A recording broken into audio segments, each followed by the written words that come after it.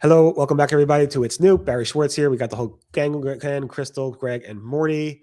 Mordy, what are you talking about? Caring for creators at the campus, as It's New is brought to you by the letter C. Ooh, and Greg? Why a new negative feature in Keyword Planner is actually a positive. I'll be talking a little bit about listicles and how they may make a return. And Crystal? I'm going to be talking about the latest tea in the Google litigation stuff around games.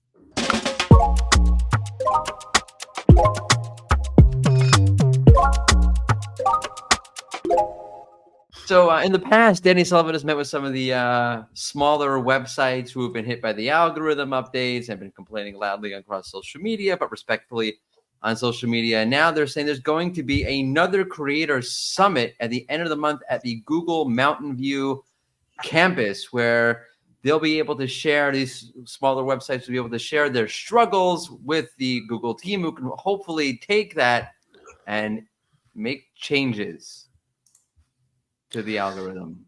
Yeah, like that's going to happen. Thank you.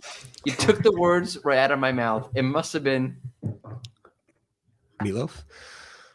Also, is there a more depressing summit you can have than all these creators that are upset? Everybody's just whining. They're like, what are you doing? Like, what that? I would actually go to that. I think they should only be allowed to speak in tweets.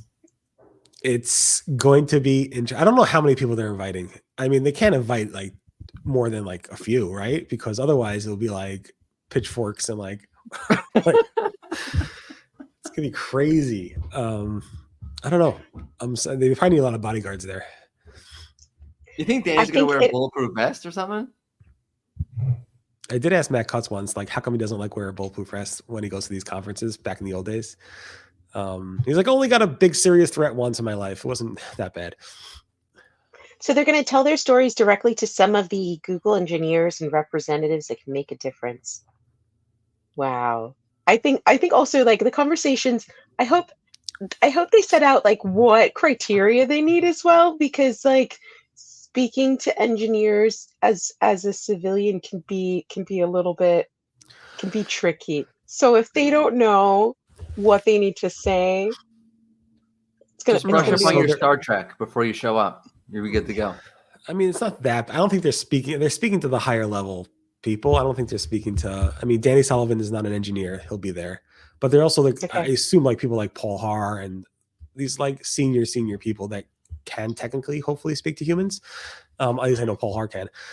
So we'll see. It should be interesting. I did use a Google Olive Branch for the story headline for fun. Not that it really means anything, but that should be interesting. I thought they were Christmas lights. Oh, sorry. Crystal, what? I was gonna say I want to find out who's going. Like that's the thing that I'm most interested in. Like who of these creators is going? There's got to be someone from the community who's going. That's what I want to know. There's one, at least that we know. Mostly it's not really community focused. They're more focused on those sites that were hit by, I'm not sure, not just the helpful content update, but past core updates and have their sites destroyed and can't make any money because of Google and whatever. And I posted some examples there.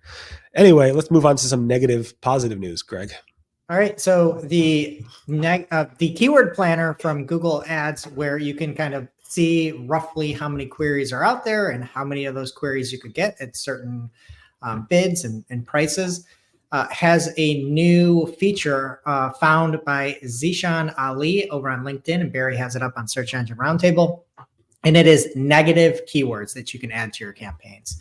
So if you are, let's say, selling a football and it's an adult size regular football, you can use things to say like negate youth, negate kids, negate Nerf. If you just don't like the stink of losing on your football, you can say negate Steelers and things like that. So it will help you really try to like hone in and see more specific stuff, especially for bigger terms like that when you're getting your estimates. I think you meant Jets, by the way. No, I know what I meant. All right. See you. I'm super excited. Yeah, it's nice. It's nice. Like again, there's lots of things. Also, with the machine learning stuff, it's super important. Yeah, anytime you can get better, more accurate forecasts, I'm here for it. This is a great move. Awesome. And then moving on to Listicles, they seem to be making a comeback potentially. There's been a lot of tests into the Google sphere where Google's showing this new section called List Articles. This was spotted by a bunch of people. Jake Boyley, Observe SEO, Mordy Clark, and some others actually that noticed this over the past several days. And it's interesting because we were like, everybody was making these listicles, top 10 this, top 8 that, top 4,452 this. And everybody's like, oh, it's just made for SEO. And Google's like, yeah, stop doing that. And people stopped doing that. And now Google's like, hey, here's a box of just articles reserved for top X of this. Mordy seems to have a really good. Don't say it. Why don't instead of having a creator meeting summit, just tell them to create more listicles. Dude, I love listicles. I've always loved listicles. I love knowing what I'm gonna get. We have beef on this. I can't stand them. Like, if I want 17 ideas for like alternatives to birthday cake, I want 17 ideas of alternatives to make birthday cake. I don't want to read an article that's like, we have some ideas about alternatives to birthday cake. I'm like, how many? How many ideas you got? And if it says 17, I can go through, no, that one. That's new. Oh, okay. Then I'll read that one. Then I go, no. Next, I love a listicle. Yay. I always say I'm not a fan of listicles, just to go on the record, but at least Google is there for you, Crystal, so that matters. And if you ever need a top 5 ways to build links, there's plenty of content for you. Top 10 reasons why Morty doesn't like listicles. All right. Now, if you could go ahead and tell your story in a listicle format, Crystal. Okay. So, first of all, Epic Games took Google to court. Secondly, the judge ruled in favor of Epic Games and has said that Google needs to open up their game space. So basically, like, Google Play is now going to list other game stores within Google Play, which Epic Games is taking as a win. So Epic Games have I think their CEO or whatever posted like, yay, hooray, and they're saying that this should roll out for 2025, but it might not last forever because Google also came back and posted on their own blog why they're appealing it. So there's lots of fun, juicy conversations going back and forth. So this should be an interesting space.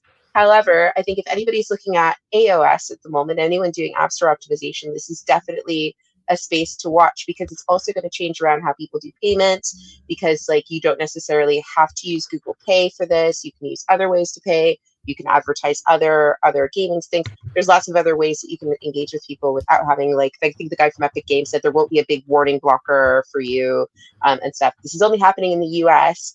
But I think it should be a really interesting time in terms of App Store optimization over the next sort of 12 months. What an epic lawsuit! But Barry, you do apps? Do you care? We build apps for third parties. I mean, there's so much competition in the App Store right now. It's like, how many flashlight apps do you need? So, 40. A 40, not 42. Okay, I can't wait to get that listicle from Crystal. The best 432 flashlight apps from. Anyway, everyone have a great day. Back tomorrow with more. It's new. Bye-bye. Bye.